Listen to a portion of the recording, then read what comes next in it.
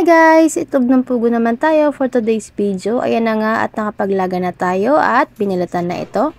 Nakapagprito na rin po tayo dyan ng ham at naka-slice po ito ng pa-cubes. Sunod, magtunaw lang ng butter. Sunod, magisa ng bawang. Gisa lang po ito hanggang sa mag-brown na ito ng konti.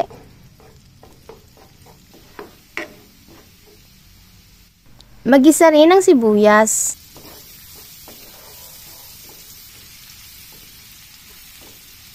Sunod, ilagay na ang mixed veggies.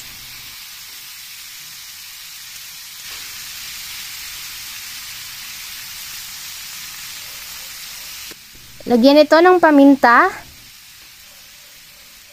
Lagyan rin ito ng konting asin. Haluin at lutuin lamang ang mixed veggies.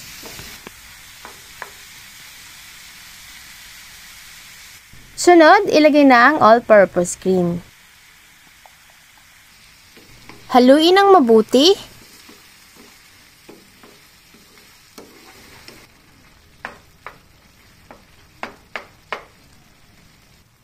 Sunod, ilagay na ang itlog ng pugo. Ilagay na rin ang ham. Haluin.